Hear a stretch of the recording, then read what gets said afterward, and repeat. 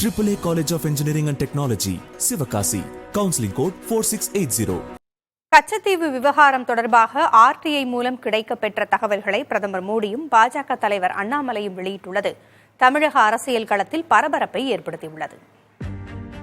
கச்சத்தீவை மீட்போம் என பல ஆண்டு காலமாக தமிழக அரசியல் கட்சிகள் தேர்தலின் போது வாக்குறுதிகளை அளித்து வரும் நிலையில் இந்தியா வசம் இருந்த கச்சத்தீவு எப்படி இலங்கையிடம் ஒப்படைக்கப்பட்டது என வெளியுறவுத்துறை அமைச்சகத்திடம் RTI மூலம் பெற்ற தகவல்களை தமிழக பாஜக தலைவர் அண்ணாமலை வெளியிட்டார்.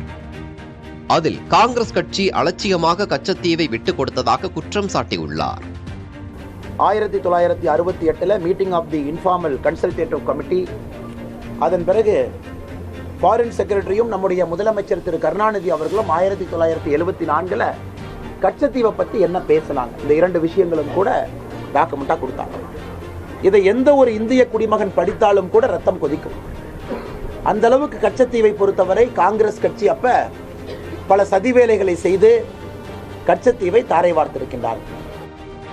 இலங்கைக்கு கச்சத்தீவு தாரை வார்த்து கொடுக்கப்பட்டது தொடர்பாக புதிய தகவல்கள் வெளியாகியுள்ளதாக பிரதமர் மோடி தனது X சமூக வலைதள பக்கத்தில் பதிவிட்டுள்ளார்.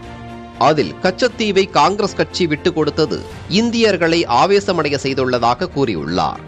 காங்கிரஸ் கட்சியை ஒருபோதும் நம்ப முடியாது என கச்சத்தீவு விவகாரத்தை சுட்டிக்காட்டி விமர்சித்துள்ள பிரதமர் மோடி, இந்தியாவின் ஒற்றுமை நலன்களை 75 ஆண்டுகளாக காங்கிரஸ் கட்சி பலவீனப்படுத்தியுள்ளதாக குற்றம் சாட்டியுள்ளார்.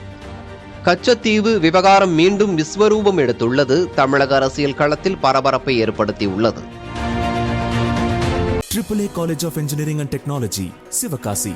Counseling code 4680.